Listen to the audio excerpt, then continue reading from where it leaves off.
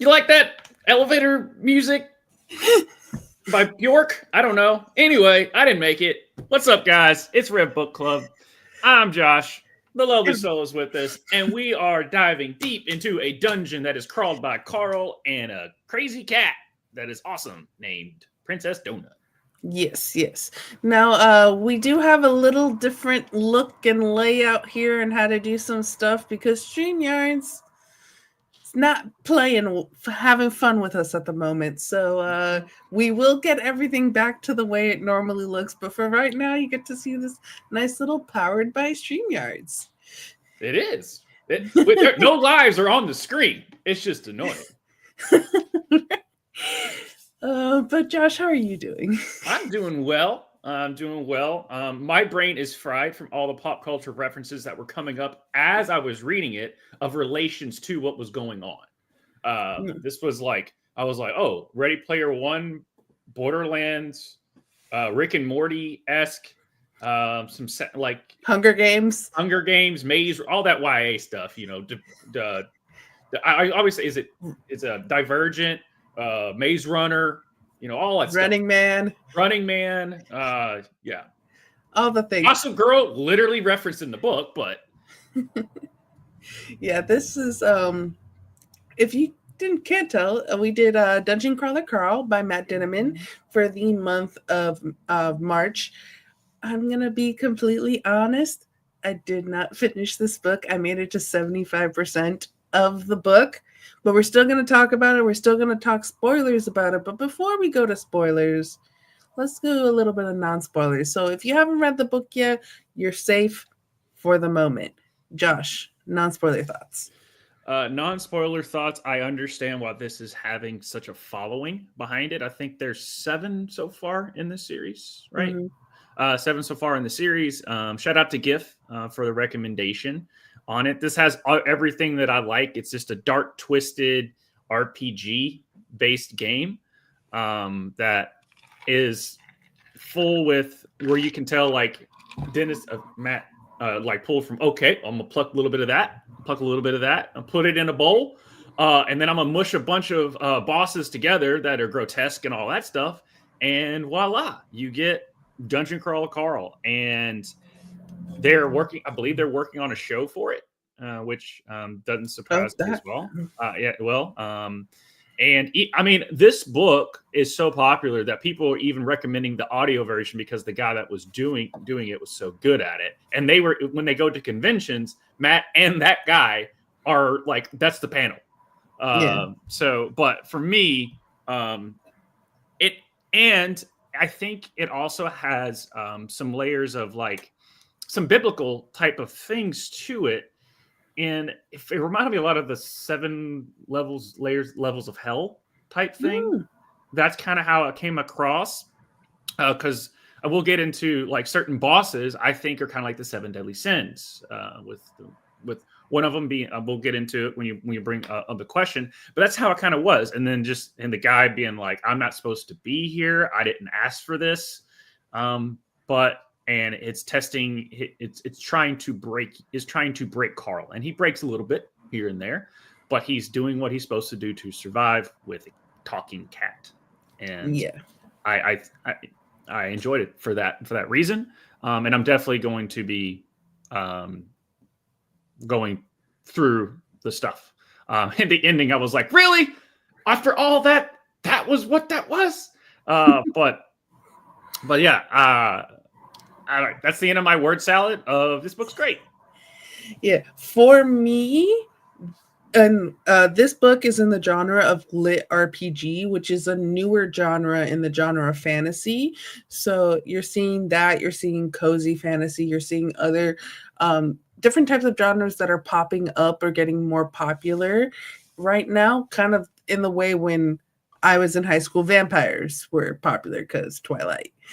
And so so the lit RPG is kind of is the popular thing now. And this book was originally self-published, and then it apparently was so good, which I think it's really good, that a major publisher picked it up. And so now they're re-releasing it with new covers and Although I kind of like the old covers more. Mm-hmm. Denneman. Sorry, I said Dennison for some reason. Denneman. Hello there. Hey, Brennan. Yes, and Brennan, thanks for joining us. Obviously, for our Discord members, link down below. We will, after we kind of get done with our initial wrap up, like we do all the time, we'll put the link kind of when we get closer to the end in our Discord for you all to jump on and tell us what you thought of this book as well. But yeah, I didn't even know this genre existed. And I'm like, why did I not know this? This is right up my alley as a gamer and the dick and fart humor and just all that. This is like if Borderlands was a book and actually not a shitty movie either. But for me, I was surprised at how funny this book was. There's a moment when we get to it that I legit like laughed out loud, because like a lot of it I was just like chuckling and I was like, ooh, that's funny. But there was a moment that I legit like laughed out loud during it. And I was also surprised at how gory it got to, where I was like, ooh, that was really gross. Or a moment and I'm like, oh, that's really sad. So it taps into all of these different emotions, and Matt Dinniman does it really well, where he's able to like, okay, in this moment I want to convey this and convey this type of emotion or convey what's going on in the story, but then we're gonna not live in that too long. We're going to move on and get to something else. And so I think he expertly was able to do that in this story in a kind of genre that I never have read before. So this is my first lit RPG book. Well, how was your tell me about your first time. My first time. So broke my lit RPG cherry. Yeah. No, this is definitely going to string along of other books, but it's just, a lot of people are like, oh, it's, again, because this book reminded me so much of Borderlands. It's one of my favorite game series of all time. I'm not talking about the movie. It's like, what do they do to my boy? With that one.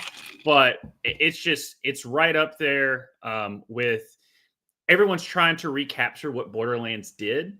And other games are trying to do that, and it just doesn't have that magic. So that's what I can see other books coming up and still be good, but I don't know if it's going to reach this level of popularity. But we'll see. We'll see. But I'm game for anything, because like Ready Player One was close, but it wasn't this.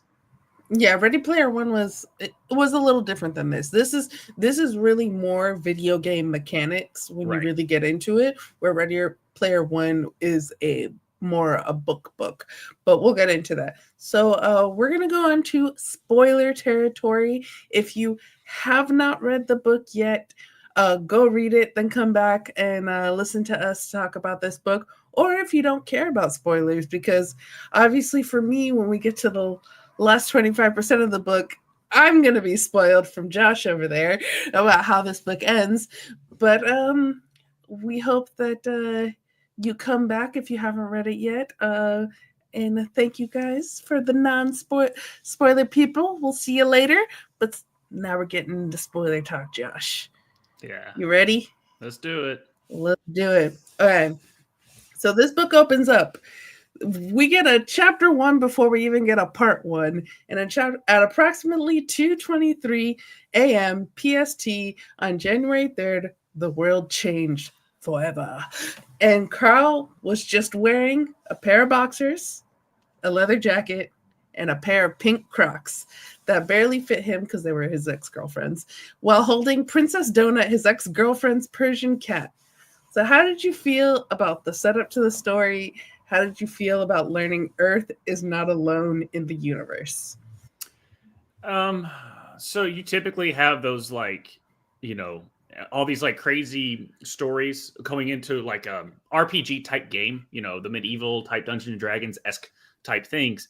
And it kind of played on that, but it took a spin on it of he's your typical slacker character that can never, just stuck in his own thing and doesn't ever stick up for himself because like his ex-girlfriend basically just did everything she wanted and just left him with the cat. She's the worst. She's the worst. Yep, it's my sister. She's the worst. Shout out Parks and Rec. But and he's just stuck with everything. I forget. There was a movie where he's stuck with his ex-girlfriend's cat or something of that nature, and we're like, why? He's like, it's a cat. Whatever. I'm just gonna take care of it. And But this one's just like, yeah, it's just the middle-aged dude. But by the way, we're not alone. So there you go. We're not alone in this universe, But then we get into the part 1, which is chapter 2 through chapter 27. Carl has 5 days to find the entrance to the next level. So the entire world collapsed and he has entered the dungeon. And he has 5 days to get to the second floor, the second level of the dungeon. And we meet Mordecai, a rat-like creature that looks like Splinter from TMNT. And we learn more about him and the dungeon. He's a non-combatant NPC and comes from a world that was displayed many, many solars ago. So they say solars here. And I'm like, how long is that time? Will we understand what that length of time is, or are we just using it as a placeholder kind of thing? He used to be a dungeon crawler and made it all the way to floor 11. He is an indentured servant for the Borant Company, and once you descend to floor 10, you're given several options to exit the dungeon. The deeper you go, the better those options are, and that each dungeon is specifically built for the world it inhabits. That's why you get so many of the pop culture references that Josh was talking about. Then Mordecai kind of sits Carl down because it's going to be a long story.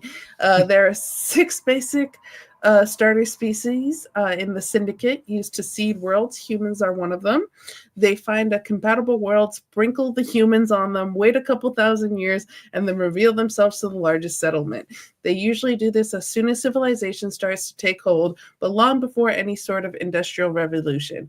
As long as there's a working government, this counts as first contact. They then wait a couple thousand additional years, come back, and strip the planet dry of its resources. Technology beyond human understanding seems like magic. So this kind of reminded me a little bit of the Thor movie. There's like, it's just science you don't understand yet. And then Mordecai says it's like Wizard of Oz, but you'll never get to peek behind the curtain. And then they talk kind of like about the advanced teams that they came in the 1930s, and then Mordecai arrived in 1964, and then that the reason why the dungeon exists is because Earth defaulted on claiming itself as a sovereign entity. Earth had 50 local years since first contact, and first contact was several thousand years ago, whenever those pyramid things were built. So I guess they weren't built by aliens, or maybe they were. Well, this review is brought to you by on-brand conspiracy theories that's going around right now about the pyramids and the stuff below them. Right? And then this syndicate consists of over 3 billion independent star systems. Every season, a new dungeon crawler world debuts across the net, and they watch it as a reality TV show. And then our Splinter, Mordecai, says it's kind of more like Running Man than Survivor. So thoughts on how the dungeon was created and everything that we learned from Mordecai so far. Okay, so even though further in the book Mordecai turns into something else, I guess he's a shape-shifting type of being, whatever. But I'm like, no, you're Splinter. I just picture Splinter. Shout out to Teenage Mutant Ninja Turtles. Turned 35 this year. I'm old. But shout out to that movie. It's awesome. And then every scene he's like, it's going to be a long one. And you're just like, so thousands of years ago, this happened. But here's our story. But then 50 years ago, I'm like, quit mathing me right now. And then, so the whole time I'm just sitting there, do you want an exposition? Some information through Mordecai? Like, that's what was going through my head the whole time. But he's there for world building. But you have to build the world. You have to. It's kind of the point of the book. I like this world building more than the last book we read. That one was kind of like, where are we at here? Where I think the writing was much more mellow and dramatic, while this one's much more fun. And they understand that what they're explaining is, in fact, just all over the place and confusing. And they kind of noted that. He's like, all right, it's going to be a long one. Bear with me. We know it's kind of confusing. Just roll with it. Yeah. And just making fun of, the humor, the fact of that. This isn't the first time you've had a long exposition of world building, and it always confuses the shit out of everyone. And going to like our last book was more like theme focused. Mm-hmm. I feel, and like very character focused, whereas this book, even though there is character moments and even though there are themes to this book, if you really look into it, this one is different. It's a little bit more video game.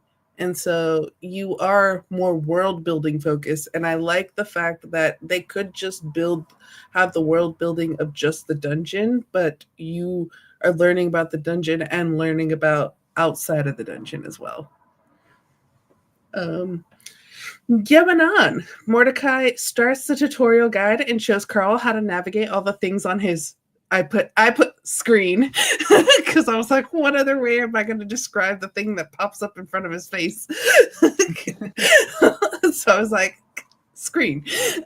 We get Carl's stats and ratings. Mordecai tells Carl that his life depends on his ratings. The more he is liked, the more patrons he will accrue, and the best loot comes from those patrons. Very Hunger Game-esque. We also learn that there is no respawning. Dead is dead, and that 13 million human crawlers entered the dungeon, and after an hour, a little less than 10 million remained. We then learn more about the dungeon. The first floor is huge, almost the size of the surface of Earth, but it's not all connected. Mordecai goes, you're not going to run into someone from China. That changes once you hit the third floor. Starting on the fourth floor, each level will have a random theme and encompass significantly less area. Entrances will stop populating in random places and will be guarded, which means completing a quest or defeating a boss to get to them. Any biological creature above a certain weight who enters the dungeon is assigned a crawler ID. That is why Princess Donut is considered a crawler. She's not talking yet. The farthest anyone has made it is to level 13 and we get the kind of the sense that this has been going on for eons. So thoughts on the video game mechanics and on there never being a winner of the dungeon, even though this has gone on forever. And do you think Carl will make it past level 13 in this series? As long as the books keep going, he's gonna make it to level 13. That's long story short. I know you want some like crazy theory. No, it's just as long as people are buying them and Matt can still write them, we're gonna get to 13, or he might George R. Martin and just say, fuck it, I'm not gonna write, and you're never gonna get the ending that you actually deserve. But as far as this got very Hunger Games, and the fact that, like, as we know, like Mordecai, and then we'll talk about Odette here in a minute. You win, but you lose at the same time because you're still. It's the same thing with like Woody Harrelson's character or the people that have won Hunger Games before, but they're still. Yes, they don't have to go to the Hunger Games and they're safe, but they're still working for the corporation. Yeah. At the end of the day, kind of Hunger Games, even though they won. Guess what? Congratulations, you're working for the government. These aren't winners too. Kind of like it's like unless you win the game, you're going to be an indentured service to the corporation or die. Right. So that's where I kind of got like the 7 layers of hell. It's just like, oh, you're still in hell. You're still in hell. Except this one is 18 levels. Yeah. Well. We finally go through Carl's achievement. Dante's Inferno. Achievement boxes. So I'm going to ask you what your favorite achievement boxes are, but some of my faves that we get is you've killed a mob, you're a murderer, he probably had a family, you've entered a guild hall, congratulations, you know how to open doors, reward. That sense of fulfillment you feel, that's reward enough.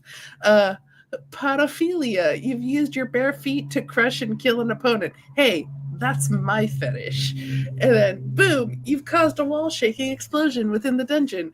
The last time the wall shook like this was when your mom came over for a visit. So, what'd you think of the achievements? What are some of your favorites? And why does this AI have a foot fetish?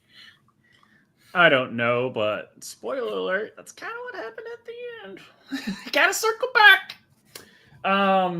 So one of the ones that I kind of looked up some other ones, I just went through the whole list of achievements. So this might be a spoiler for other books, but I don't care. This one made me crack the hell up.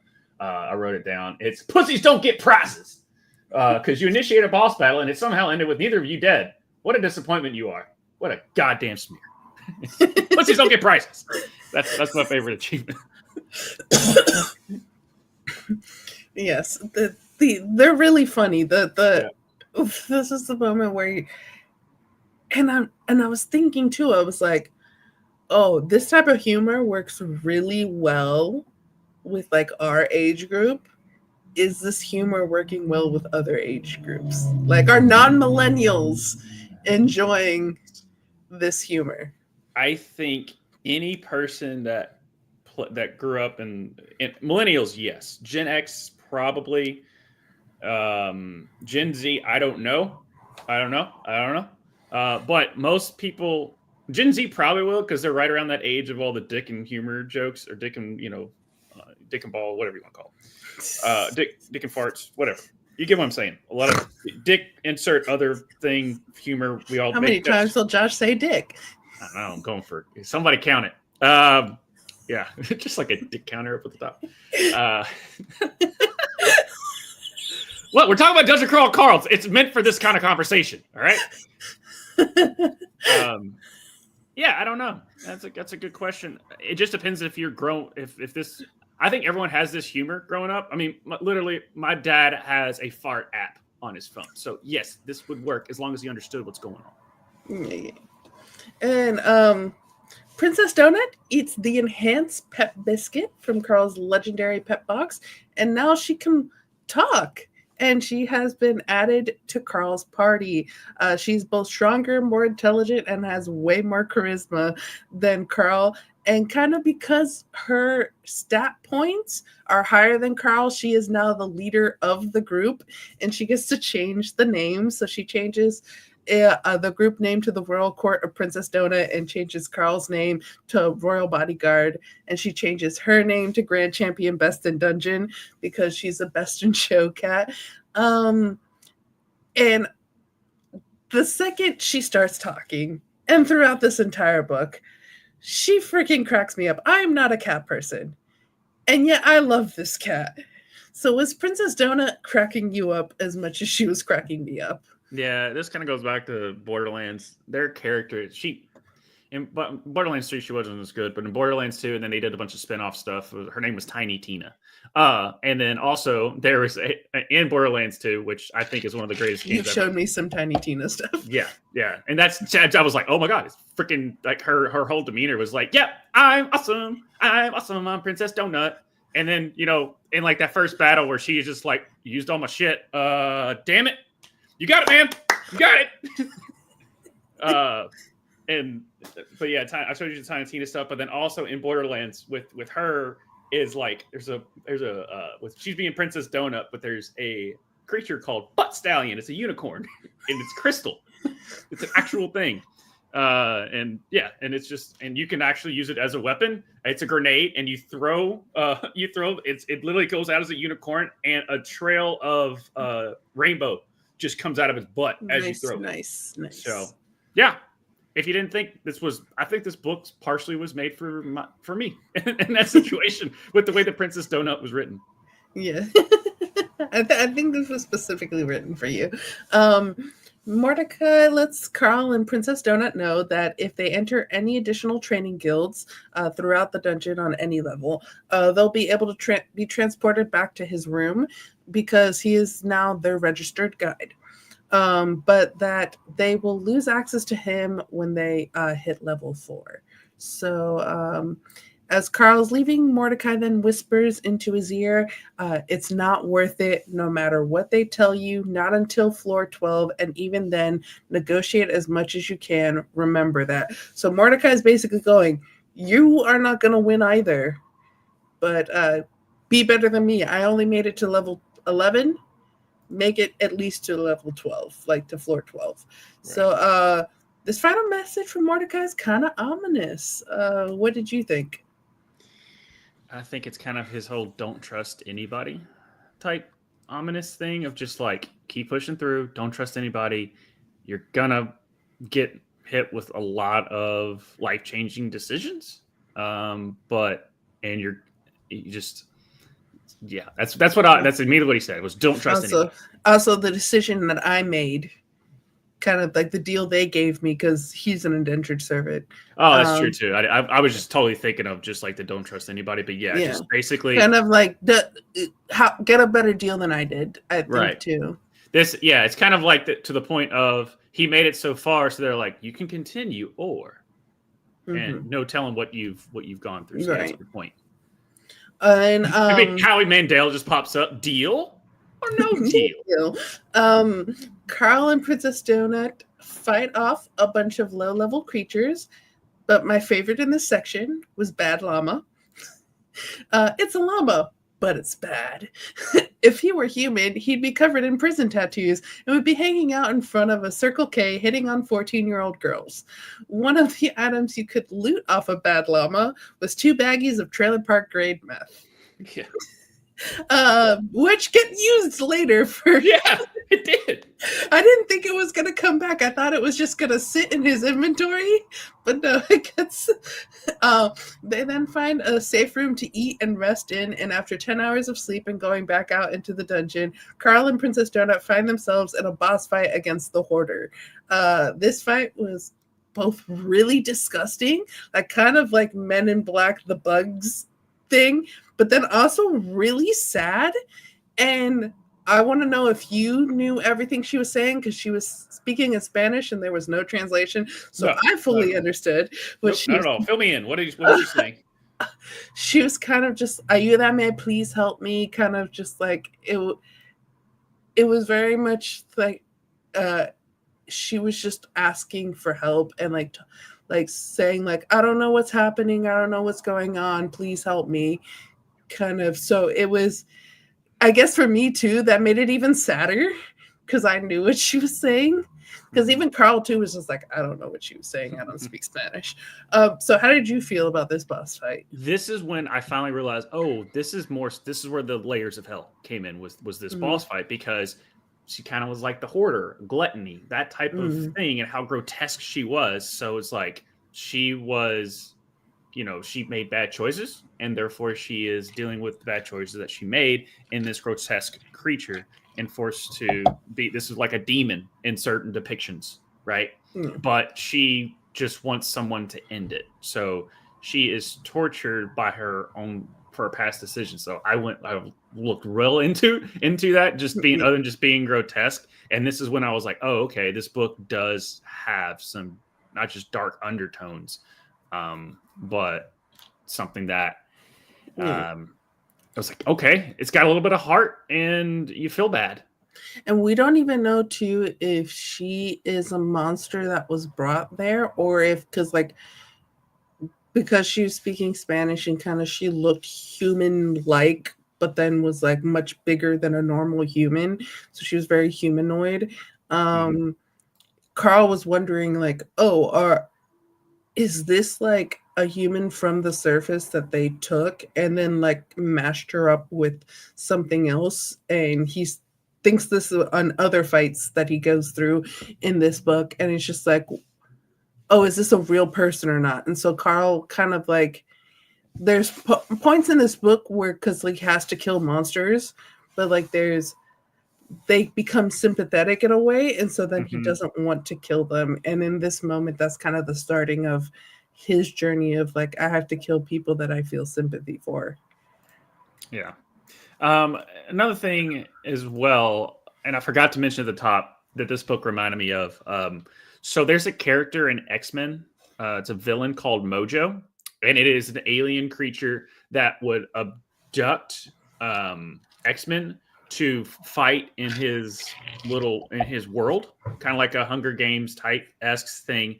And he does it, but to broadcast it, and he goes about his ratings, and they have to defeat him by tanking his show. So this was definitely had that feel to it as well. And obviously the Hunger Games stuff was definitely all over this book. Yeah. And we gotta hear from Justin Hunter. Hi guys, here to support the show. Sadly didn't get to read this book this month. Had all kinds of stuff happening last month and didn't find the time to read. Hey, it's okay, man. Sometimes stuff happens, but we're glad that you're here. All right. Due to Carl's tattoo he got for killing the goblins earlier in the story, he's able to turn the goblins into NPCs. And he and Princess Donut convinced them to create a vehicle for them to travel through the dungeon faster by trading the meth for it. So that's where the meth comes back into. Meth is never defeated. It comes full circle and it'll always be a part of us. Thank you, rednecks.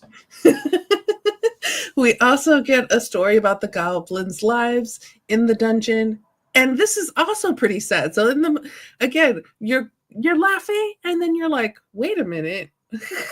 They only live on level 1, and once the floor collapses, they go into a sleep stasis until the next dungeon. But one of these days, we will wake up, we will be deeper. That's what they tell us. Kill the crawlers, get better at killing, and you get to go deeper. And one day, eventually, we will be so deep that crawlers will never come, and we will finally have peace. We will have peace and a place to live and breathe and have our little ones run free and not worry about killing for survival.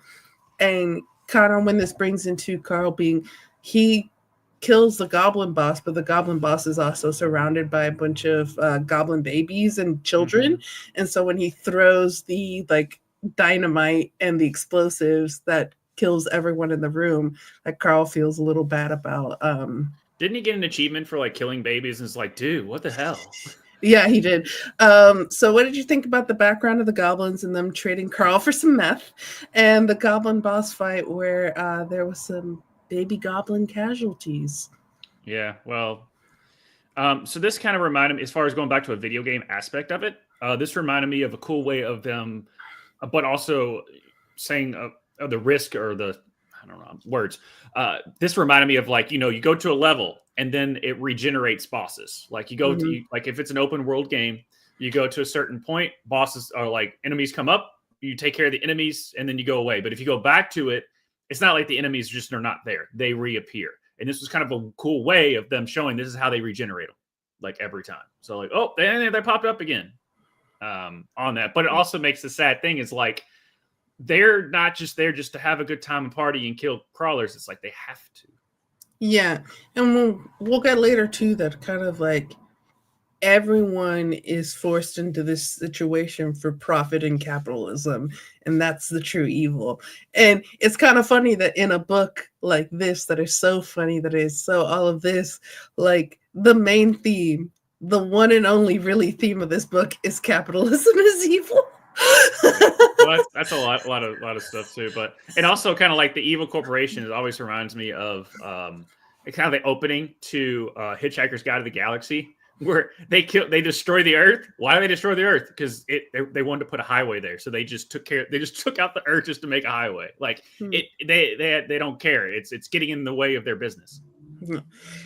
And we have Carl and Princess Donut make it to another safe room to rest, and the number of those alive have fallen now to 3.5 million. So remember, the original number, 13 million. Now we're down to 3.5. In the safe room, they meet another crawler named Frank.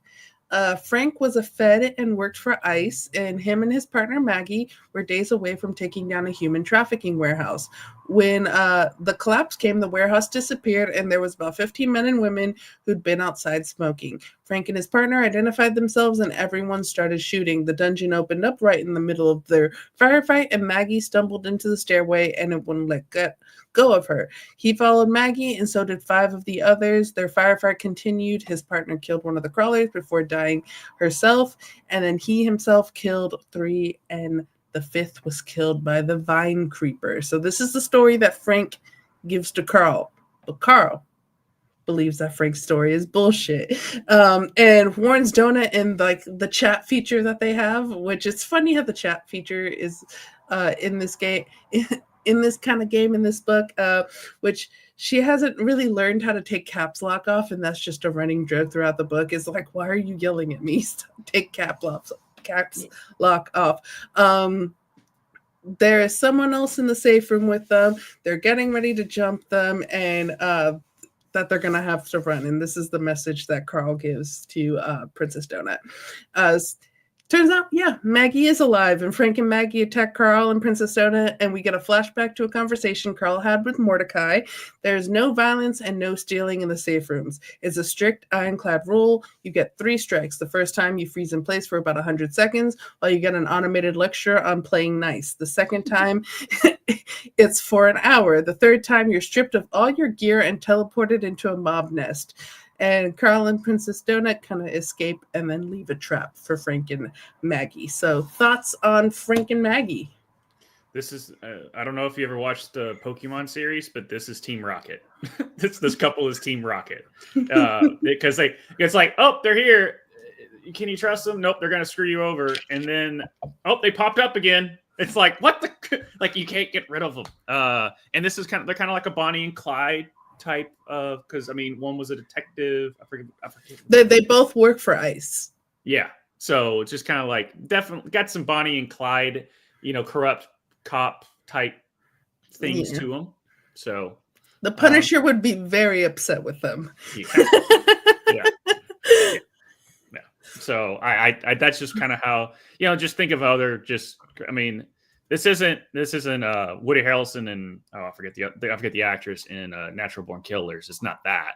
They're not just going around just wrecking fools. Like they have a underlying agenda and trying to use people on top of it. Where their characters were just crazy. But it's definitely Team Rocket-esque as far as keeping with the pop culture references is what I got from Frank and Maggie. And then Carl and Princess Donut traveled east and found a bunch of crawlers. They include 4 night staff. Chris, Brandon, Yolanda, and Amani of an old folks' home with a bunch of elderly crawlers and a homeless woman named Agatha, who I'm very interested in what's going to happen with Agatha. It was Agatha all along. The 4 of them all had a bronze star next to their name, meaning they killed a neighborhood boss, but Amani had skulls next to her name showing she killed 12 crawlers. She had mercy killed a few of the elderly because they couldn't move, and so it was kind of like, I can kill them and it be an easy death for them, or I can leave them be and then have them die in a gruesome way. And so it became kind of like a mercy kill, which is sad because we even get like the point of view of like, these are her patients that she's taken care of for years, and then she's had to kill them. These 4 could have left the group of elderly to die, but it was their duty on the surface world to take care of these individuals, and they can't give up on their duty now that they are in the dungeon. So if you were in their position, what would you have done? Would you kind of like gone off on your own, or like have the group of able-bodied people kind of like, sorry, you're a liability, or would you have stayed with them and tried to protect them like they have? Yeah, I mean, I would do that because it's one of those things of like protect them, go out, explore, do some stuff, supplies, all that thing, come back, and then but still trying to figure out a way to get through this while also protecting them. It's a lot to burden. I think Yolanda is trying her best in this book to do that. At the risk of, we're not going to get there yet. I'm not going to talk about it. I'm not going to talk about it. Right? Not. Freaking shut up, Yolanda. Yeah. But I would stick with it because I don't have the heart to be like, oh, y'all cool, peace. Like, I don't know. I feel like I would be very much like Carl is, where Carl's not part of their group but helps them out, but is in the mindset of like, if push came to shove and it's between my life or theirs, I'm gonna do what's best for me, but in the moment, because I can help, I'm going to help. Yeah, right. That's what I'm saying. Like, that's kind of how I would approach it, like Carl, but I wouldn't abandon them. Right. I agree. So Carl and Princess Donut spend the rest of the day grinding to level up, and tells Chris, Brandon, Yolanda, and Imani to do the same. Carl and Princess Donut end up fighting a neighborhood boss who was total gym bro.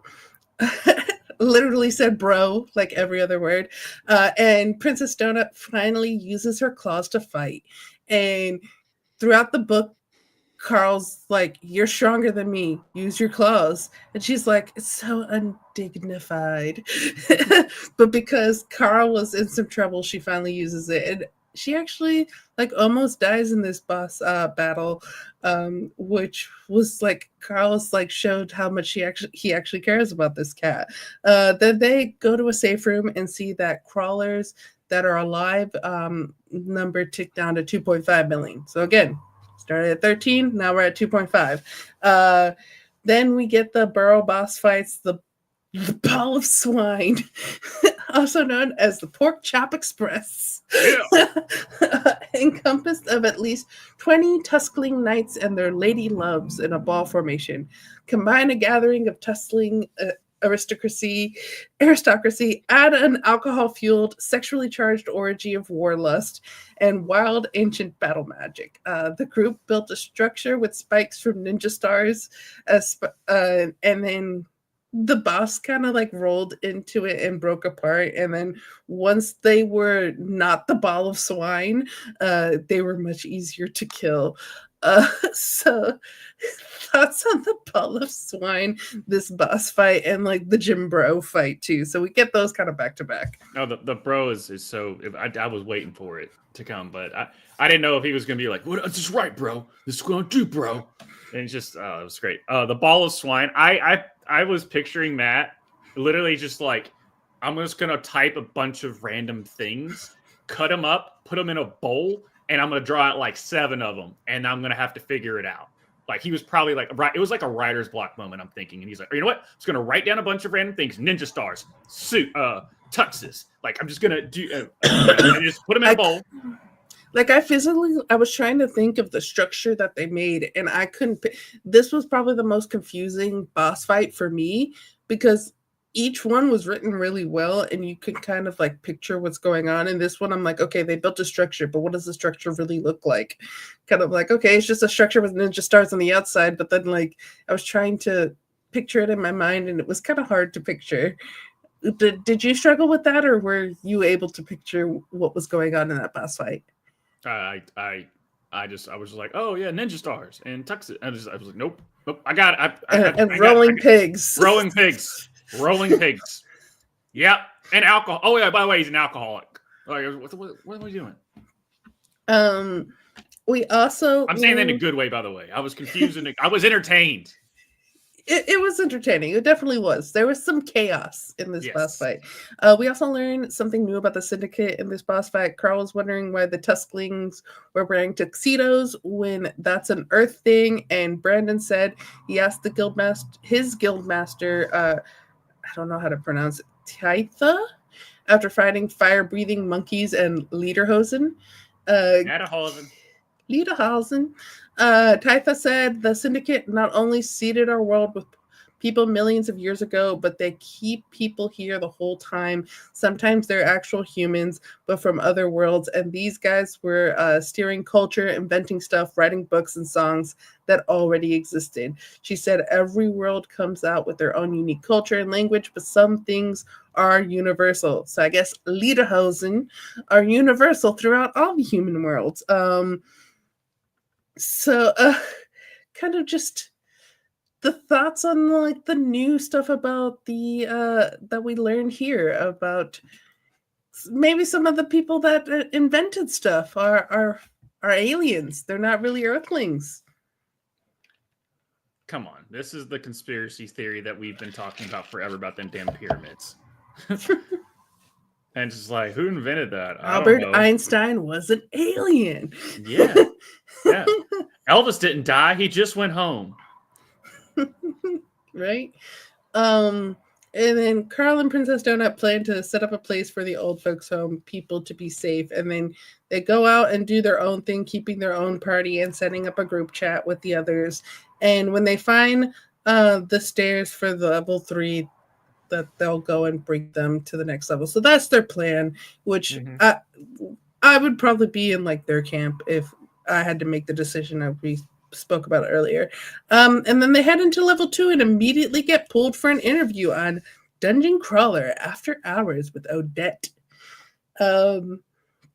So we'll get into this Odette TV show here. We learn that Odette's talk show is ran by another company, and there is mentions that Carl and Princess Donut isn't getting love on the official program ran by the Borant Corporation, which like every night they show like for an hour the stuff that's going on, and they have not yet been on TV yet. So their storyline has not been picked up yet by the Borant Corporation, but Odette likes them.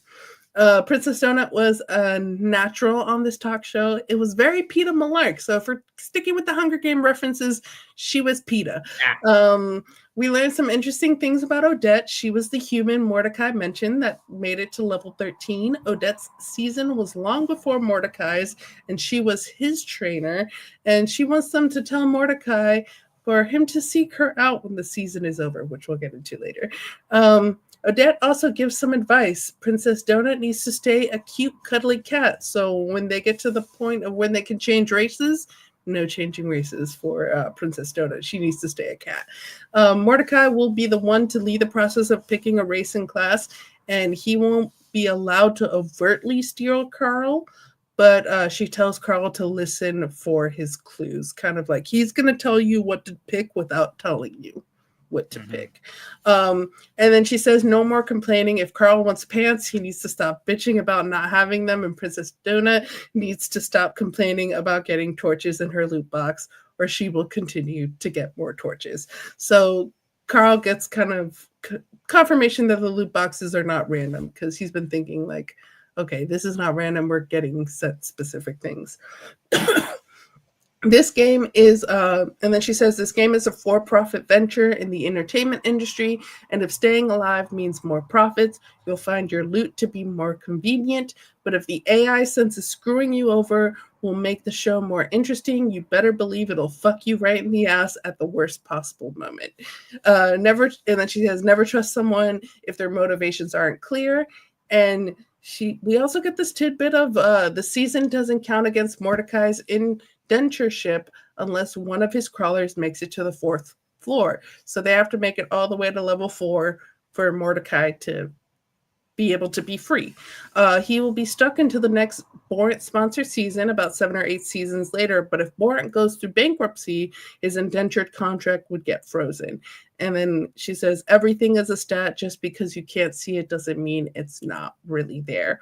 And Carl kind of asks Odette why she's helping them. She says, my audience loves you. The longer you stay alive, the more money I make. And there's nothing I love in this universe more than money. Now get back in there and try not to die. So thoughts on the interview and Odette's advice and the continued world building we're getting about the people who run the dungeon. Take Stanley Tucci. I could not think of just I know they said what Odette looked like, but I could not picture Stanley Tucci. I didn't mention that in here because I didn't want to be like grotesque, but the way they described what Odette looks like, I was like, I couldn't. But continue. Yeah, that's why you gotta just picture the Tooch and tell them this is what you got to do. Yeah, and then I liked how she was basically. This is more exposition of this is how the game is working. We're pulling back more layers of just exactly the world that we're in. And just saying that, yeah, people influence what you get based off of your decisions, which is still just a typical life lesson of this is all about money. It's all about money. And then the fact that they keep making up bankruptcy, the whole thing. But the thing is bankruptcy goes on, but people can file for bankruptcy, but they still keep going on. It's just a way to them to keep not shutting down the business, but just can keep moving on forward. Like, for example, Hooters went through bankruptcy and the owner's like, we bought it back. I'm like, you didn't own it to begin with? I don't get it. Anyway, and then like Mordecai's like, and it kind of was the thing of like, even if you go through bankruptcy, the people that are actually hurt are the employees and not the people that own the business. Yeah. It's a little like interesting tidbits. We're getting little like nuggets. We're not getting the full picture, but we're learning a little. This book tidbits. Is an onion. This book is an onion. Layers peeling back. And thanks to the boss loot box, Princess Donut became a member of the Dungeon Book of the Floor and gets one spell book per level. In this level spell book, she learns Second Chance, where she can raise a monster from the dead as long as they are lower level than her, and they will fight for her for as many minutes as the spell level. She's like, that's gross. Carl and Princess Donut finally show up in the official show, which she's ecstatic about. Princess Donut and the way that she like becomes like an Instagram like Yeah. I need followers person is so funny. Showing the Burrow boss fight, but Agatha was edited out of the scene. So Agatha was there but all along, but she wasn't in the TV show. So what's going on here? And then you get the announcement. They have reduced the number of days to the minimum legally allowed on level 2 to 6 days. So we originally told like, oh, the maximum is 10 days. You're going to get the maximum, but they've reduced it down to 6. And they give the reasoning that 1.3 million crawlers remain, and that was below their projection. So they're like, we need to reduce the time. I don't think that's it. We get a little nuggets later that's probably not the reason why, but that's the reason they give.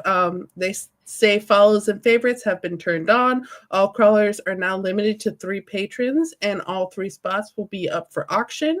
And the more the patron pays for you, the more and higher quality benefactor loot boxes you will receive.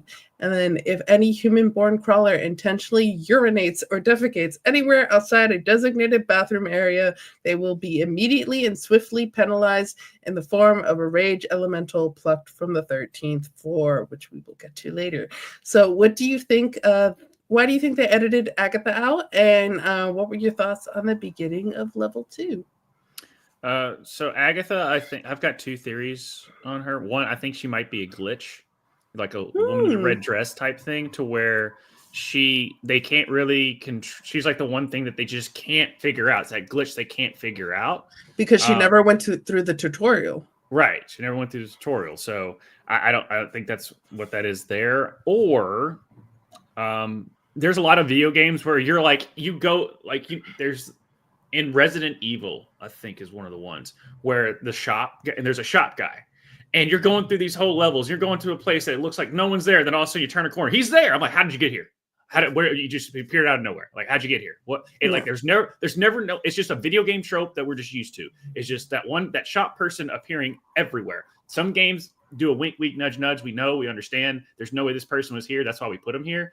So those are my 2 things. Either she's a glitch, or she is like that type of person who can just go in between worlds and stuff without any repercussion. Well, one thing that we do know about her is that she was a real person in the surface level, that she accidentally set the old folks home on fire because she was lighting a trash kind of to keep warm, and it was too close to the building. And then that's why all the old folks and the staff that were on duty were outside, and they weren't crushed by the building when the thing happened. So we know she's a real person. Yeah, but maybe she was doing it on purpose because she's how long has she actually been there? Like, I don't think she's a real person. You think she's one of the when they said that there's people that the syndicate said, do you think she's one of those people? I think she's a glitch. I don't think she's part of the syndicate, but I don't think she's a human. Or not a human from Earth. Correct. It's kind of those things of like, why would she set the building on fire? Which also led Carl to find them, which meets Yolanda and makes Carl grow, and why didn't she go through the tutorial? Why is she obsessed with her car? Yeah, that's just too many dots, and them editing her out, making her know that they've known about her. She's been around forever. So I just, that's where I'm getting is like but I'm just using like a glitch person that go through worlds, but also someone that is fighting maybe against the system. I don't know. There's a bunch of theories behind maybe Agatha. She's just a homeless lady. Yeah, but at the end, once we finally get to book 72 and Matt finally finishes this damn series, and Carl and Donut went for the first crawlers ever to go through the whole dungeon, And at the end, they get there, and it was Agatha all along. We had to get to that joke, guys. I'm sorry. How we were singing. Do you think now, because he is writing the books currently, and it is so pop culture heavy, do you think he's going to add in that joke? Because he can. He can. He can. Yeah. No, he probably will, just because he was like, as soon as he developed, he's like, oh shit. And the way her character is, and how he's written her, it's like, wait a minute. Okay, that's Agatha, and then Agatha was always kind of behind the scenes doing her thing, and was manipulating things for hundreds of years. Maybe, possibly, we don't know. Yeah, we don't know much about Agatha yet, but I'm sure we will find out. Or she could just be dead. You know? And then another part too, as far as them like, okay, you can't pee in the hallway, you can't do this, you can't do that. This is your typical, like, as the game progresses and more people get eliminated, therefore they're going to put more twists to make it more entertaining. Yeah. So that's a typical game show. That's not just a video game. That's a typical game show trope. And Carl's views, followers, and favorites skyrocket. So do Princess Donuts, which Princess Donut is ecstatic about, and even jokes like, and if she loses a follower, she it's like as if she's wounded. It's very funny. Carl and Princess Donut start grinding out the level, and we learn on the second floor bosses can leave their rooms, so they're not confined to the rooms that they're in. And Carl and Princess Donut find themselves in a boss fight they were originally trying to avoid against a Crack Karen clone. No, yeah, not just like a spinoff of Kraken, but a mix with Karen. But it's also a clone. Karen. Yeah, Crack Karen clone. And we get mentions of Crack Karen throughout this section of the book. And you're like, oh, this is like a mega Karen. But it is a Kraken and a Karen, and it is something. She goes, this isn't the Crack Karen. This is a Crack Karen. For everyone that is killed, Crack Karen Prime births two more. Part of a collective mind intent upon destroying any semblance of scientific progress in the universe, the Crack Karen is the only communal brain entity in the galaxy who actually gets stupider as time moves on. Members of the Crack Karen cooperative spend their days birthing their disease-laden minions, creating and selling harmful products, attempting to debate scientific experts, and proselytizing to the weak-minded, all in the attempt to, well, nobody knows what the hell their end goal is.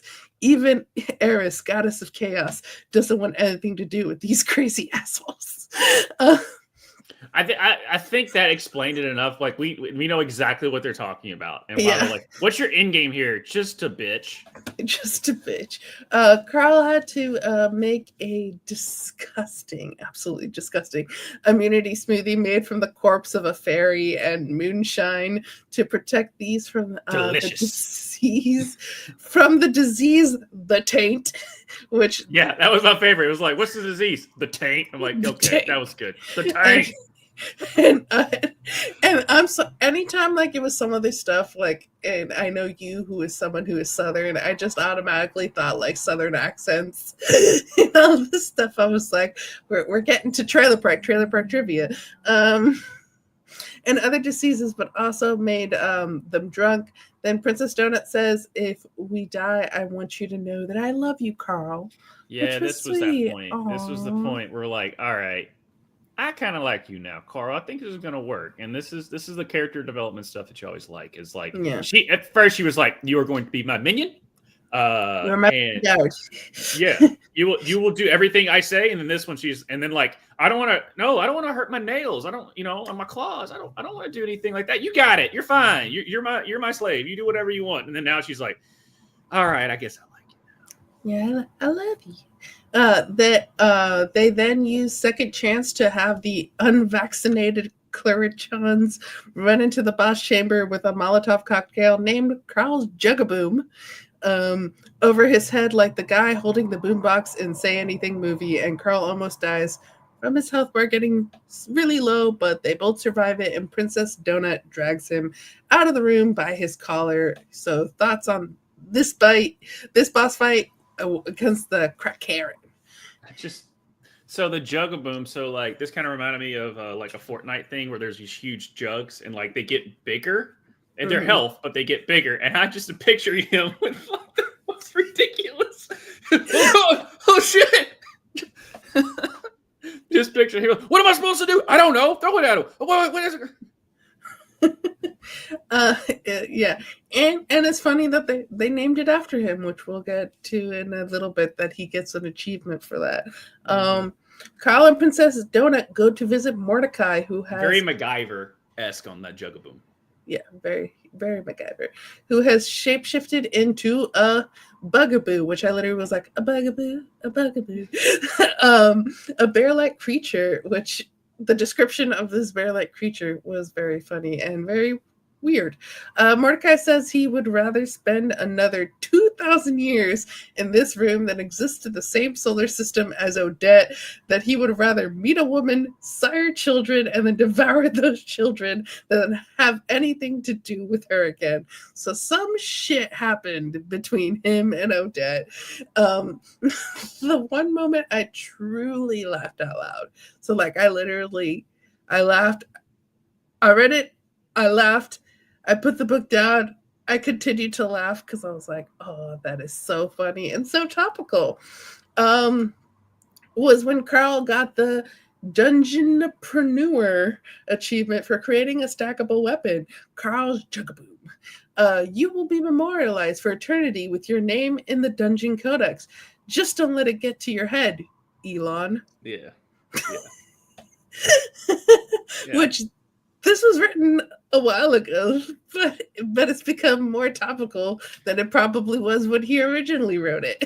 Right. But yeah, no, this is definitely that's definitely like, hey, don't go full Elon. Just appreciate that we appreciate something that you invented, but don't go full Elon. I am the best, most gorgeous genius ever. Yeah. He also got another set of boxers with hearts on them in one of his achievement boxes. So he's still no pants, only boxers. He's not getting pants. That's the whole point of it. He's not. It's boxers and knee pads. No, it's part of his look. If he gets pants, it diminishes his character's look, guys. This is how you sell. We then meet the Quatin Zeb, which the Quatin are part of the Boran Corporation, their world. They're kind of fish-like creatures, and Zeb is a representative from the Boran Corporation and a dungeon admin. She works in the communication department and is a liaison between Boran and the privately owned and operated programs who wish to borrow crawlers for their show.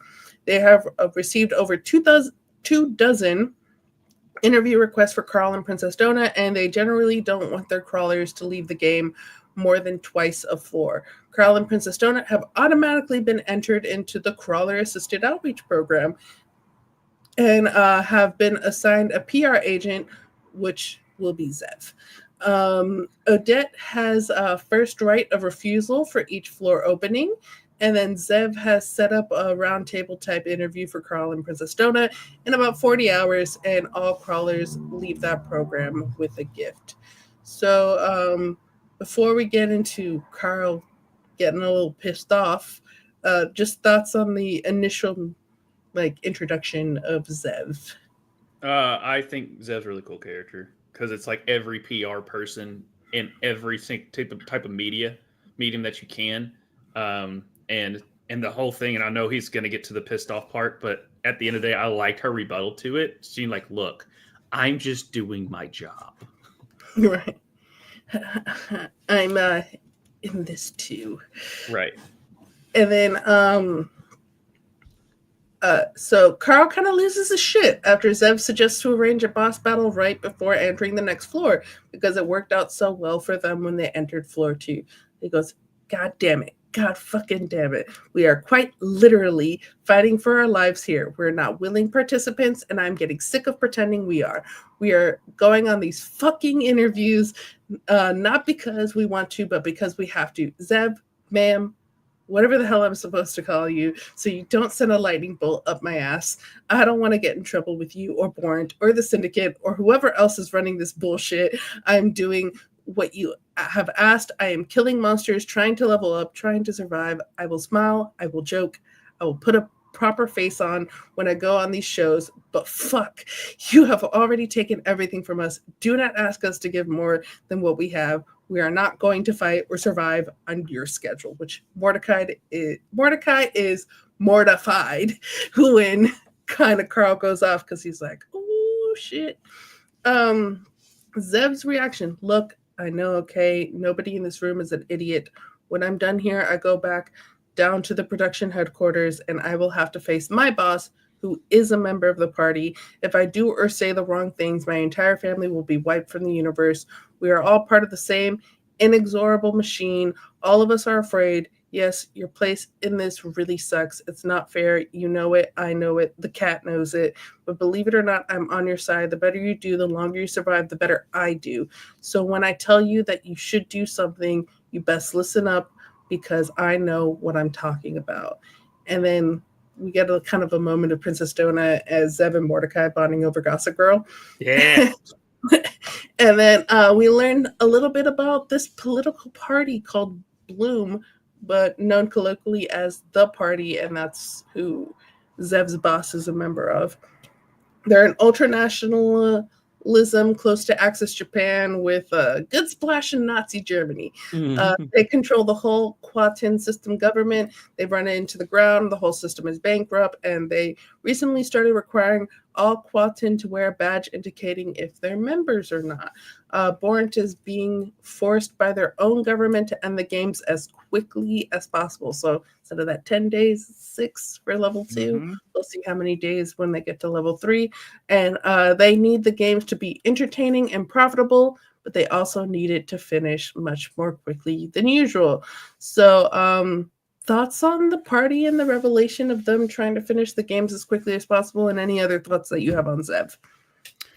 So like I said, Zev, and this was a very like, oh my God, this is like Hollywood, and they have to do these jobs, and him going off is like a typical celebrity actor, actress that has to go through all this press over and over again. And it's like the boss fight at the end of the day. It's like, oh, by the way, we need you to do hot ones that weren't on your schedule. And they're like, God damn it, I haven't slept in 2 days. I'm doing the same shit over and over again. I'm tired of it. And she's just like, it gets more dark. And her situation is like, my family's going to die. But at the end of the day, the PR person's like, look, I am just doing the job that I can keep mine. Everyone's just doing their job. Right. Everyone's just doing my job. And Mordecai's, and at this point, I'm like, oh shit, Mordecai is the manager.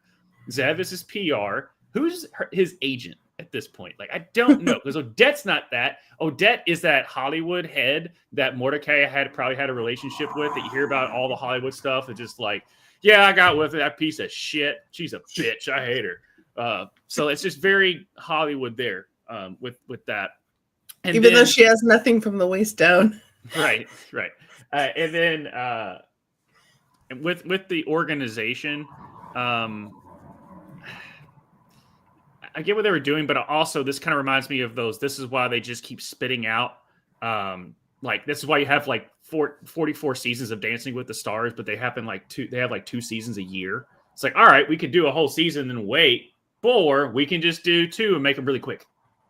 And it's just, and then more of the, and I don't know if it gets to it, but it's just like, well, and also kind of touches on how viewership is like, this is not enough drama, and we want something quick, 6-second Vine, TikTok, that whole thing. So they want to go ahead and end it so they can start a new one, because maybe something's getting stale.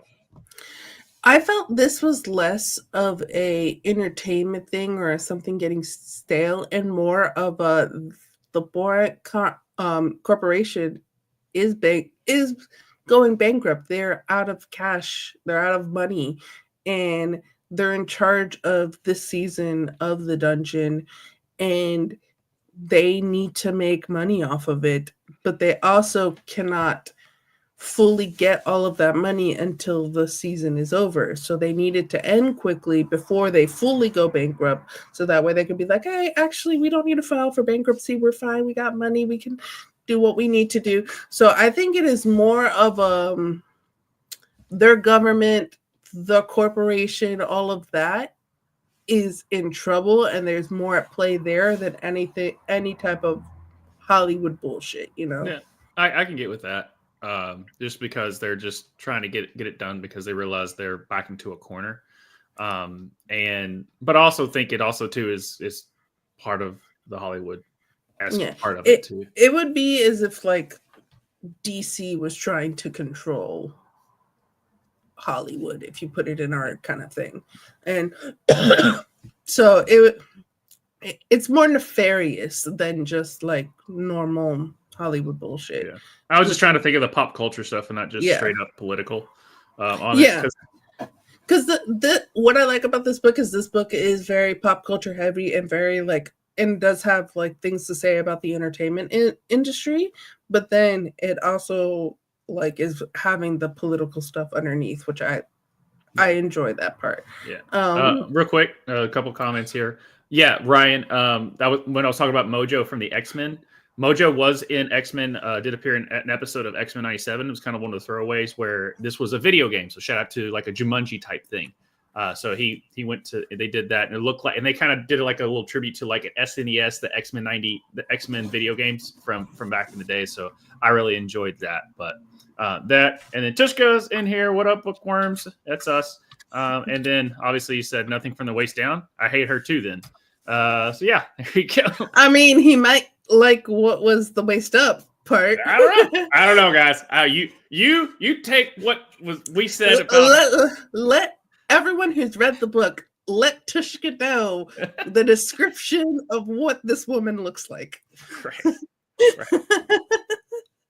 But and into this next part. So this is the last section of the book that I actually read. Mordecai's door opened all the way, and a waist-high pile of grubs fell into the room, and we learned that if there aren't corpses for them to feed on floor 2, they follow crawlers.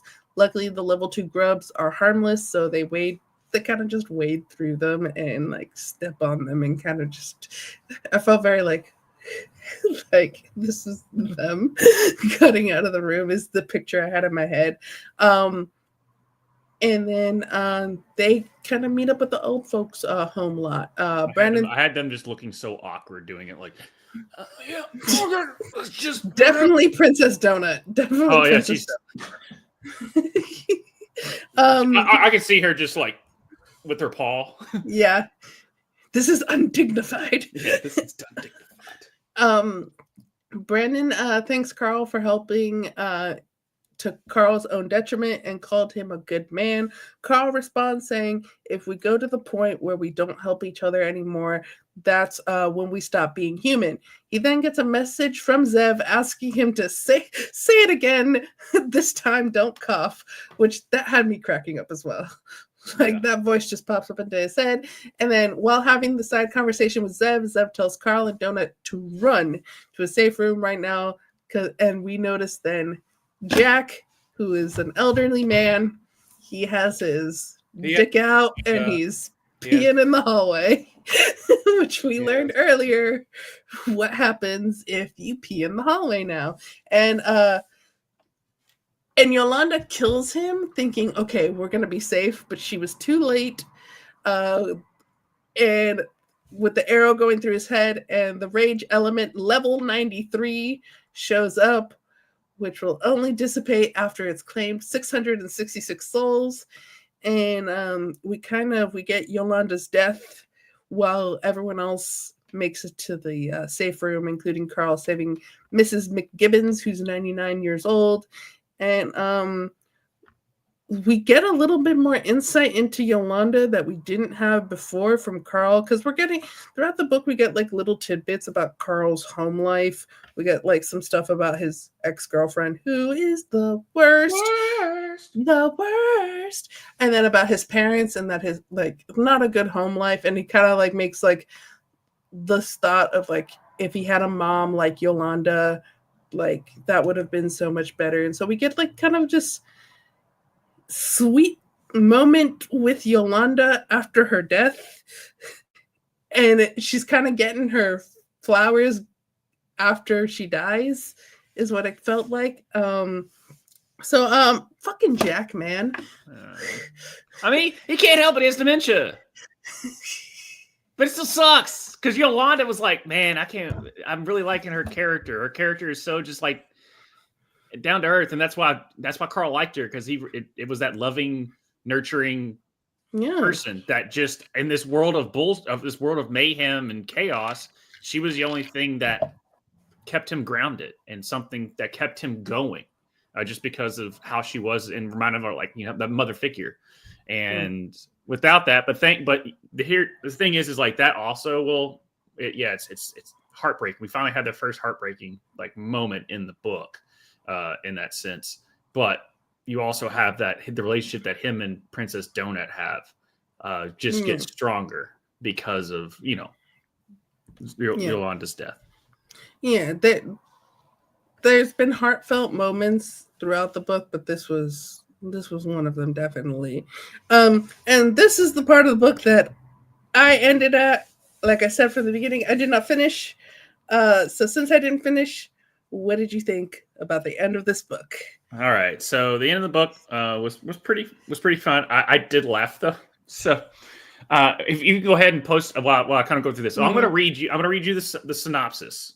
Okay, of after Jack dies, after Yolanda and Jack die. And for people like, why did Yolanda shoot him in the head? Remember, guys, in the beginning of the book, when they were basically dead, it's a lot. She's putting them out of their misery because that the beast or whatever that kill them, it would actually be even worse of a death. So she was actually helping Jack in the fact of killing him with an arrow through the head.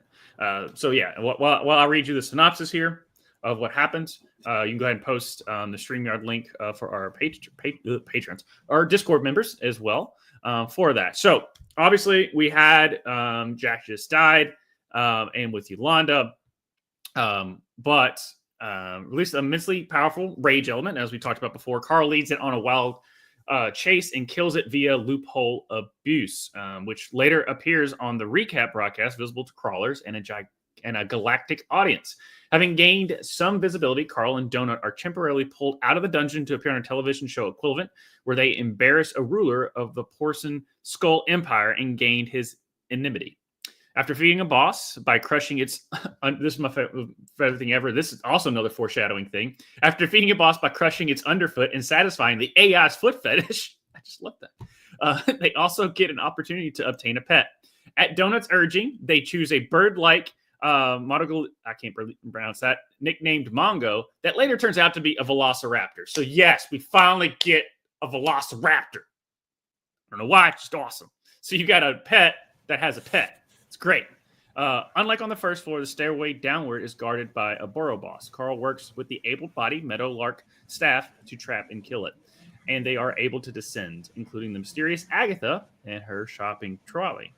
So she still has her shopping cart. She's still descending with them. This gives them access to race and class selection, along with the Meadowlark residents to overcome their physical limitations. So basically, they've gotten to the point where they've kind of gotten refreshed. They've got more abilities. But made it to level 3, floor 3, baby. Level 3. And a lot of times people are like, and that concludes the tutorial. I'm like, what? I went through the whole book and that was the tutorial? But... yeah, no, they basically made it to level 3, and they realized that in that level, I guess in the world, they realized level 3 is no slouch. So you know what? We're gonna reward you by boosting your health, but that's just because we want you at your full. This is the next episode type of thing. So, and one thing I've learned about these books is that this is the only book that has more than one level in it.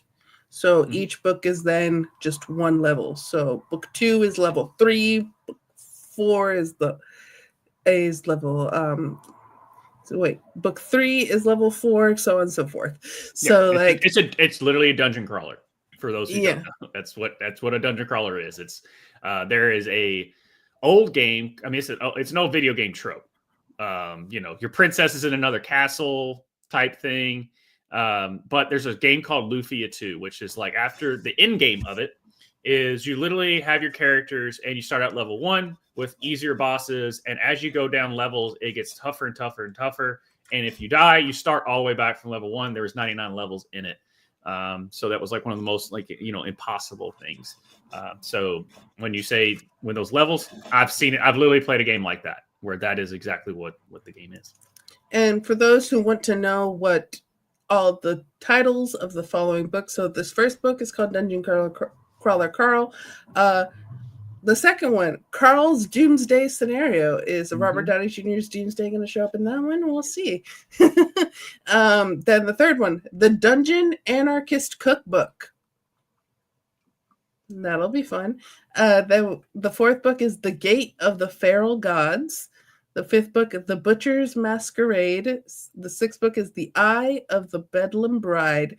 And the seventh book, which released in November of 2024, was This Inevitable Ruin. Gotcha. So it looks like, the first book came out in 2020. Book 2, 3, and 4 came out in 2021. Book 5, 2022. Book 6 in 2023. And book 7 in 2024. We're probably going to get a book a year. So we'll probably get the 8th book sometime this year. Yeah, so they're trying to develop, at least through the Reddit that I saw as well, they're trying to develop an animated version. I was thinking too, I was like, if they ever do develop this, it needs to be animated. It should not be live action. And I'm seeing here too, it goes, in August 2024, it was announced that Universal International Studios, in collaboration with Seth MacFarlane's Fuzzy Door Production, acquired the rights to adapt Dungeon Crawler Carl into a television series. So Seth MacFarlane. Yeah. So I was thinking either like obviously with Invincible and stuff, Seth Rogen would be this would definitely be up Seth Rogen's alley. Definitely. And his the new show that is really good on Apple. It's about the studio. Yeah, it's really good there. But right now it would be time for Discord members to come in. We put the link in. None of them have showed up. It happens. We're going on late, guys. So we understand. We understand if you might have fallen asleep while we've done this. It just happens, but it is But if you do want to join our Discord, the links are down below, and you can show up and speak about the books. We've had some fun. Ryan, who he was in the chat, he was in our last 2 videos for January's book. Speak of the devil. Speak of the devil. Let's bring Ryan on. Oh, nice shirt, sir. Nice shirt. It seemed appropriate for. Right. This is all the Dungeons and Dragons, Dungeon Crawler, all that stuff. It was first I thought it was a video game type of a book, and next thing I know, the whole entire book, 400 pages, 2 floors. This is a D&D campaign that we're getting ourselves involved with. And it's just weird that it's a party of 2 and not 4 or 5 or damn it, what's the big show role crap with the voice actors? Critical Role. Yeah, Critical Role. Where there's like 8. Because in D&D you can all you have to have is one done DM, and then you can have as many people in the party. Although you can argue, even though they're technically not part of his party, they joined. The people from the old folks home. They did. Yeah. They did.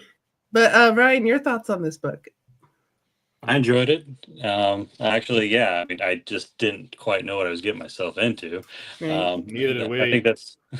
I'm like, all right, I enjoyed it more than the last book that we, just because it was a more enjoyable read. But now I have to pick up the damn book and so here's the second one. I picked it up today, so.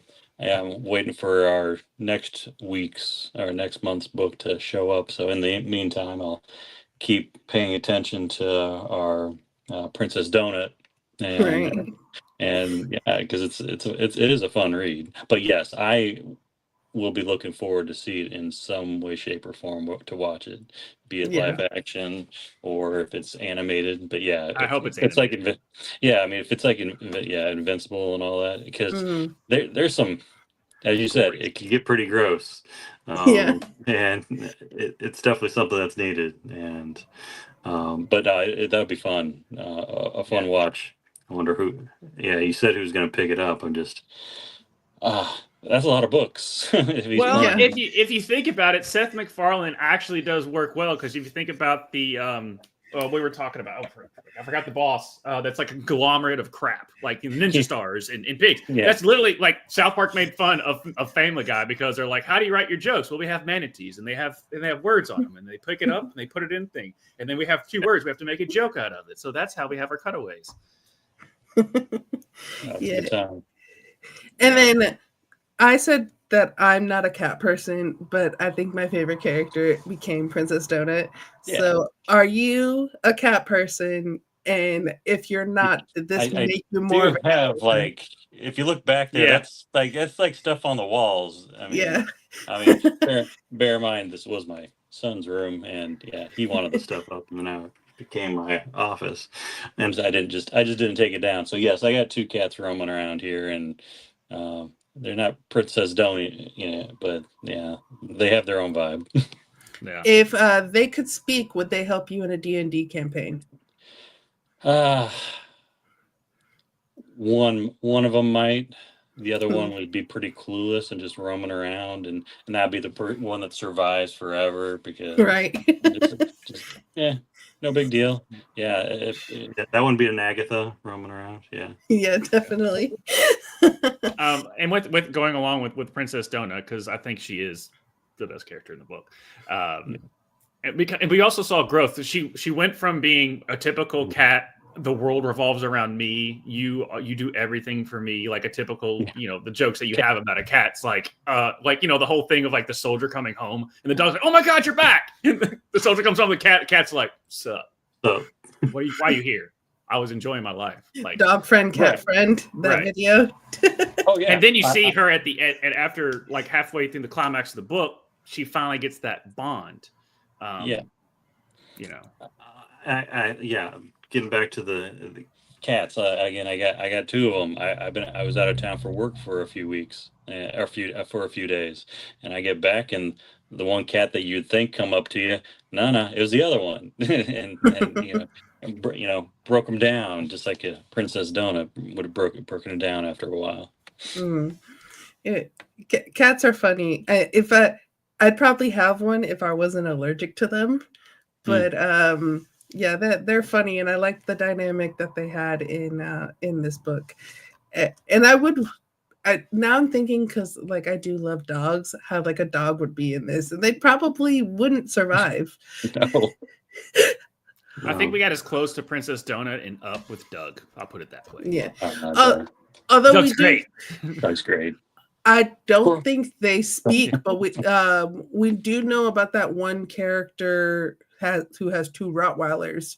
Who's like, oh yeah, we only ever heard about her, but we haven't seen her yet. So I'm sure we're going to see her in future books. So we were talking kind of about the world building of not just the dungeon, but like the people who also created the dungeon. What were your thoughts on the world building, and what do you think we're going to find out next? Yeah, I mean, finding out next. I mean, being that now we're only on the third floor coming up, I was like, really, 400 plus pages, and I'm only 2 floors. That perturbed me a little bit. I'm like, really, fine. But I would like to think. Well, because floor 3 isn't that where they can choose like where they want to. Yeah, so I think you're going to learn more about the other. I mean, you have humans, but you're going to learn more about the other options out there, who you want to be, and just more about the different races that are out there, and you might see more of them too.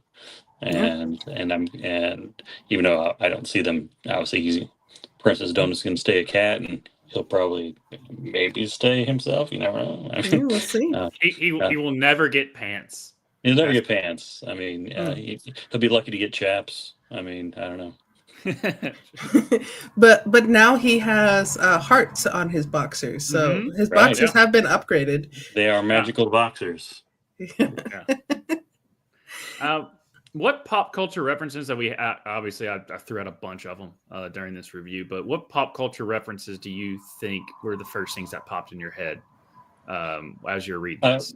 Yeah, obviously, you mentioned player number one. I was thinking about that, but eventually it was just the D&D reference, and I never really played it, so my mind went here, Stranger Things, because I'm just like, that's what I know, and I'm thinking about Demogorgons, and that's just a mess going down those hallways. But I'm thinking about Doom. I mean, like the video game Doom, and you just going down these hallways, you don't know what you're gonna come up with. I mean, there's just so many things that I'm just like, all right, I mean, I'm along for the ride, and I can. It is a big enough book, but I think probably this one's. I haven't even opened this up. I literally picked it up today, and it's shorter than the first one. So I mean, it's only one floor. All right, so that explains so much for as far as video games are. So they put so much in like the beginning of the game, and then the end game's like that. Yeah. So it's just, so that makes so sense. It's like we did all this. We're only here, and they're like, oh my gosh, how long is this game going to be? Oh, you're done. Yeah. And then, like, case, you got one floor per book, so we got plenty of time. Right. And what I've learned from some people who've been reading this series is that they love the first book, they enjoy the second book, not as good as the first, and they say that the third and fourth book are just absolutely amazing. So I'm excited to get to those books. Just when we thought we were out, they pull us back in. But the fact that I was like, I already really enjoyed this book, so 3 and 4 are even better. I wonder what's going to happen. I also like that there wasn't as many characters in essence. You actually had a chance to learn and feel these characters, as opposed to the previous book had so many different characters on different worlds and everything, which it was enjoyable. But there's something about this one, and I was wondering that there's the 7 books that are out now. My mind, they came out so fast. How many were actually written at the same time and they just started just putting them all out and just breaking them up? Because it feels like he probably is pretty into that for a while. Also, too, and I'm just going to throw that to both of y'all. Just now realize that rant that he went on to Zev, I think that was him. Like the writer, just like, oh my God, I want to just let me write. I don't want to do all this other bullshit. Just let me write. No, we got to do another convention. Shut the hell up. I don't want to do another convention.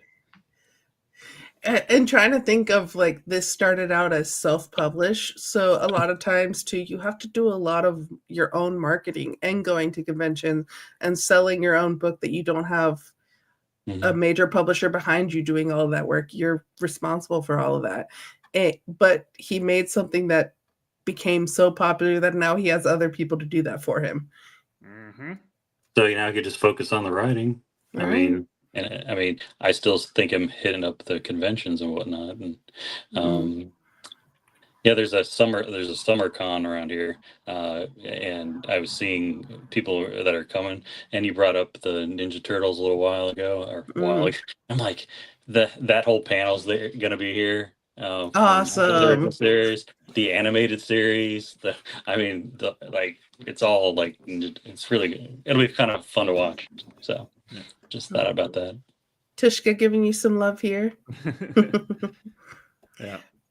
But I really enjoyed this book so far. It's been 3 for 3 for me. I would say, like, the first book is in a different category than, like, last month's book and then March's book. So I would say, like, discarding January's book, I like this one better than February's. So this one would be, like, my favorite of the fiction that we've read so far. But I've been enjoying this book club. We've gotten some pretty good books. Yeah. and I was actually a little surprised. I mean, that our next choice ended up being the next choice. For some reason, I was thinking we were going to go with Trevor Noah, just because I thought we were close there at the end. I'm like, and the range, but I'm like, I'm not hating it. I'm ready Right. to. Was it Mickey 7? Just because instead of 17. Right. Which I chose that one when in with my vote because I just saw the movie and I like that Bong Joon-ho said the reason why the movie is Mickey 17 instead of 7, he's like, oh, I wanted to kill him some more. So I had to kill him 10 more times. What, he died? I didn't realize that after I watched the trailer that told me that he died a bunch and he's a clone. I didn't know that. What? So he didn't die enough for Bong Joon-ho. He needed some more death. This is the first time where I'm be like, I'm gonna read what Mickey's look is, and I'm like, this isn't Robert Pattinson. It's like, what the heck? What's this bad casting? 0 out of 10. Yeah, and it'll be the first one. Well, technically, Tuesdays with Morrie has an adaptation, but it'll be the first fiction book that has an adaptation that we read. Hank Azaria played Mitch in the movie. Oh, yeah. But, I didn't watch it, but yeah. I looked it up on IMDb, and I just remembered. I was like, oh, Hank Azaria. Okay, back to the 90s there. And then you mentioned, real quick, you mentioned X-Men. Did you watch X-Men? Obviously, you watched X-Men 97. Yeah. Grew up in the, just like the X-Men. That was that and Batman back then in the 90s was just like that was gold. And it was a throwaway episode, but I was like, wow, how are they going to fit Mojo in here? Oh, just have a throwaway episode that doesn't. Yeah, it was like a half and half episode, if I recall right. Yeah, but like that was a good. Yeah, good. That was a good season. That was great. I was We're getting it next year. I believe is the second season. We're getting some good animation. X-Men 97, the Spider-Man show that we've had, Invincible. Yeah, we're getting some good animation. And Rick and Morty's coming back. So, and South Park. South Park just released there. And also, speaking about South Park, Ron, I don't know, did you ever play the South Park RPGs? I feel like I did. I mean, it's been a while ago. I mean, that was South Park's been on for so long. So right. But the South Park I forget. The Stick of Truth was the first game, and during and this is kind of like going back to this book of just like they don't pull any punches, and it's kind of has that South Park sophomore humor.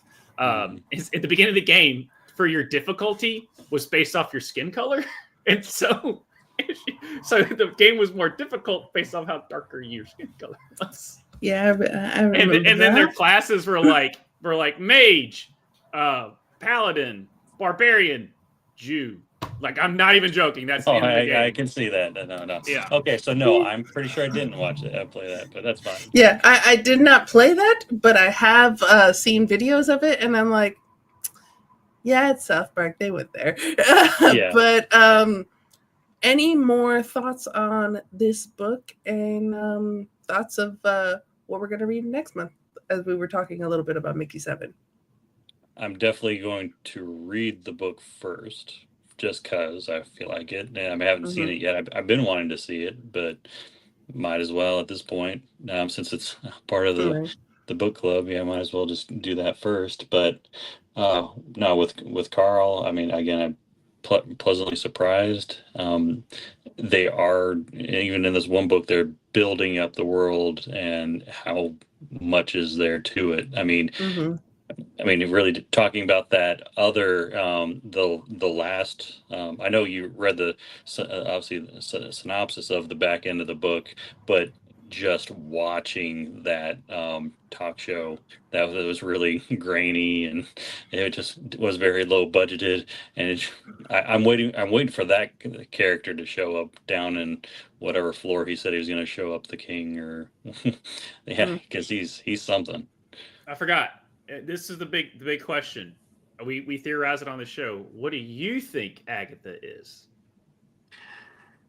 So I'm thinking part of the syndicate, but not a part of that's actually putting on the show. Or like, I just think she's in there to cause some trouble, and I don't know if it's her a different race, or I mean, because the group that's putting on this one currently, they're under bankruptcy, all that kind of stuff. I know there's another group's just sitting out there waiting. I don't know. She just might be there to cause trouble and make things easier for this current group. But who knows right now? It's fun to think that. Go ahead. Yeah, no, keep going. I mean, but yes, I definitely feel like she's been there, and she's been there for a while. I mean, and what she was doing with her cart and everything, because if you're just low key and out of sight, out of mind of the world out there, was able to roam around, do whatever she felt like out on Earth. And how long she's been here, who knows? But she's had enough time to make whatever plans she wants to make, and I'm sure we'll see plenty of her from probably multiple books. I mean, she'll be on for a while. We could lose the whole entire group of 4 and everybody from the home, but yeah, Agatha probably would be there. I'm excited to see in the future books the different characters that were mentioned, but we haven't seen yet. So like that one girl with the 2 Rottweilers, the group from Africa that is like that army. Now.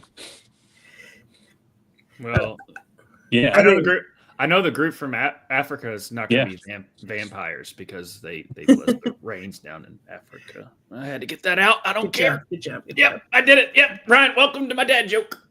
I'm there for it. And so it's interesting to think about like what's going to happen next and all the possibilities and how much more we will learn about the Syndicate and about the Boran and about maybe there being people like Zev who like they themselves are like, I'm just doing my job, but I don't agree with this. If there's going to be something of maybe we don't go through all 18 levels of the dungeon because there's an uprising of some sorts. So and totally change the focus of the story, even later on down the road where you think because else if you just keep going down each floor, I can see it becomes the same story. At that point, I feel like the author of the Hunger Games would be like, okay, look, you can't do this. This is exactly what I wrote. This is my book series of like, we started out, this is just a game, and then you got back in, and the game kept going, and because you were so popular, so we had to put Katniss back in, and at the end of the day, Katniss is like, no, it's bullshit, and it turns to a political thriller at the end. If this goes out that way, the author's gonna be like, hold on, and I'm sorry, I don't know the author of the Hunger Games. Suzanne Collins. Thank you. I figured Soul would be coming in for the Raptors for me on that one.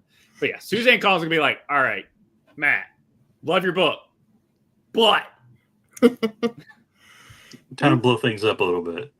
Yeah. Like they did in the Hunger Games in the Dome. Yeah. Yes, I get it. Yeah, because that is the one thing of like, they say, because people who talk about like the 3rd book and the 4th book being really, really good, it's just like, I'm thinking if it's the same as book 1 and 2, where they're just in a level, then that can get stale. So there's something that has to happen. I was thinking about the 3rd floor and if the 4th floor, and if that is just a lot of still introductory stuff. I mean, they're doing things, but they're really not hitting it hard until other floors. I mean, that's probably why they might enjoy the book a little bit more, because those other books, because now they're really hitting it, whatever it is. Going against the man and all that stuff that we can't get enough of that in book and media. We just can't get enough of going against the man and and cheering for the little guy. You just can't. It's a thing that we all will always love cheering for and be entertained by. Well, thank you so much for being on. You can put your flag in the sand saying I've been here all 3 months on our YouTube channel for the books. So thank you, Ryan. Well, it's good to try to get somebody on for you. I mean, it's like, talking to yourself is all right, but it's good to have some get some other point of views. So no, appreciate it. Talk to you next time. Yeah. Have a good night. Bye, Ryan. Bye. Man, what a good conversation we Yeah. had about this book. Thank you so much, Josh. for being here with me and doing this with me. Where can the people find us? People can find us. We will have a champion come Monday night or or Tuesday morning, depending on how long the game goes. As far as the men are concerned, we will have a champion for the women on Sunday, which I believe. So, did South Carolina come back and beat Texas? Let's see. I believe on that one. South Carolina beat Texas, and I did not get any updates on who won the UConn game. But the games are going on tonight. South Carolina did beat Texas 74-57. UConn beat UCLA 85-51. So it's South Carolina versus UConn. Which means, I believe, I finally won a bracket pool. I don't care if there's only 4 of us. I think I won that. Yeah, you chose UConn? Yeah. I did too. Yeah. So I think one person chose South Carolina. I think that was Jason. Yeah. So Jason could win, but I think I was I don't know. I forgot what how the math was mathing. But who did you pick for the men to win? I chose Duke. Right. And I think if Duke wins, you win. Oh, that would be so funny if I win the men's. I told you what was going to happen. I'm Nostradamus in that situation, so I'm going to take a victory lap, even in misery. Anyways, where else could the people find us? Yeah, it's a little tease for if y'all keeping up with the game, so you can tune into Bracket Bitches on Monday to see me be like excitingly disappointed in myself again. And then on Wednesday, you have Rev Sports Wrap It Up as we wrap up everything that is and was and will be in the world of sports. And then baseball season is officially canceled because the Reds suck already. But we'll see what a week later does for the Torpedo Bats on that. And then on Thursday, you've got myself and Justin breaking down the world of wrestling in Ruckus Wrestling as we get closer and closer to WrestleMania. On that, and then come April, we're in April. Sorry, I've been saying that for a while, so I just get rolling up the tongue. But here shortly as well, towards the end of April, we'll have the NFL draft, and myself and Tushka will be popping on here after the draft to help you all out as far as getting prepped and the effect of the draft and some moves that made during the draft for your fantasy teams coming in the fall.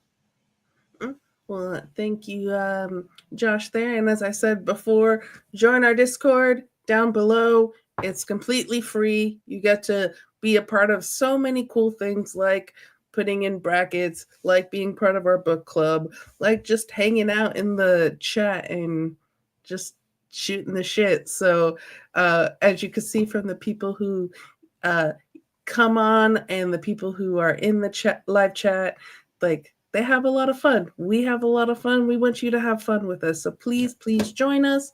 And during the session, and great show, gang. Thank you. Thank you, Justin. Thank you, Josh.